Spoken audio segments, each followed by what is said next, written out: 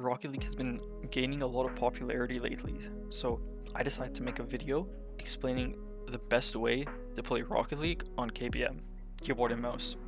The way that you're going to be playing the game is called 10 finger style. So you might be saying, like, what does this even mean? Why is it important? And I could explain it to you with a pretty good example. All it essentially is that you're supposed to have each finger set to an input.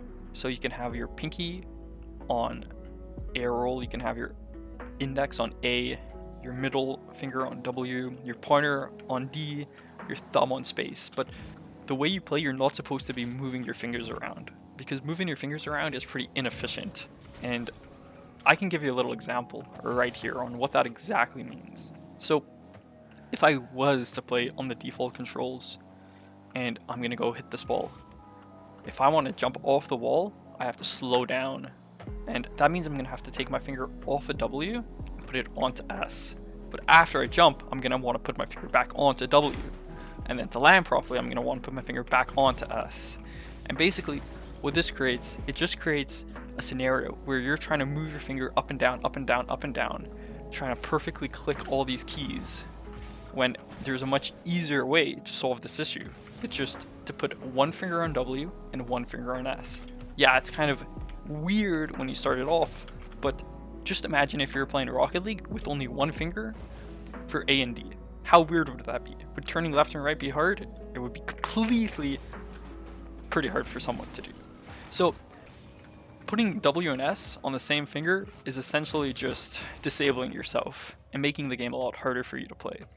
So now I've talked about my left hand, but this is called 10 finger Rocket League. We use all 10 fingers when we play. Why wouldn't we use all 10 fingers? Are we going to use our mouse and only use 2 fingers? Limit ourselves? No, we're going to use all 5 fingers on our right hand. And this allows us to rebind our settings to make this game way easier. So we could talk about how to set up your 10 finger controls and what buttons of the 11 key buttons that you should be binding. So the 11 key buttons you should bind are drive, reverse, left, right, boost, jump, power slide, arrow left, arrow roll right, focus on ball, reverse camera view. Looking behind you, an example setup would look like drive, you can put on W, reverse, you can put on your right hand on your index finger, left, right, you can put on A and D respectively. I feel that keeping W, A, D on your left hand is optimal because a lot of people are very used to moving that way already. Boost and jump can be on your pointer finger and your middle finger on your right hand. Arrow left and arrow right can be on your pinky and on your thumb of your right hand. And then focus on ball and reverse camera view can be on your left hand thumb. You can put these 2 binds on space and on alt. So if you want to click both of them, you just got to move your thumb to the left and to the right a little bit, so it's not too hard to do. In the end, your controls are going to look somewhat like this. Okay, so that's basically all there is to 10 finger Rocket League. But before I end the video, I want to talk about a few things like why I decide to use arrow right and arrow left over regular arrow. So I'll quickly explain this.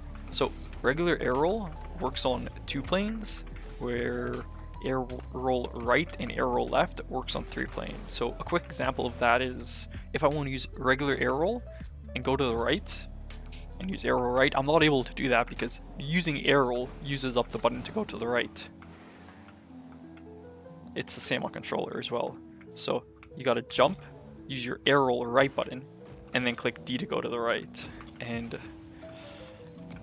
this is important if you want to jump and go for the ball.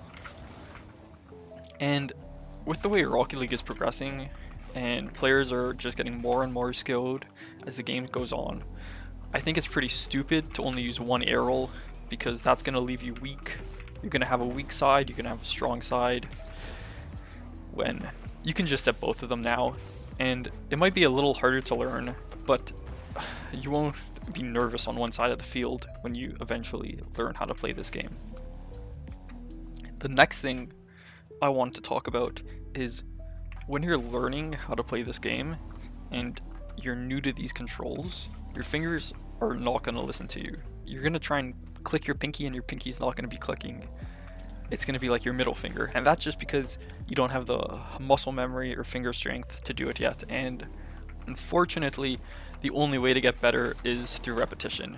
But if you're like a piano player and you already have your really strong fingers and great muscle memory, and you can click all the fingers you want to click when you want to do it, it won't really be an issue for you. That's really all there is to 10-finger Rocket League. But if you want me to make more videos or anything like that, just let me know. But that's all there is for this video.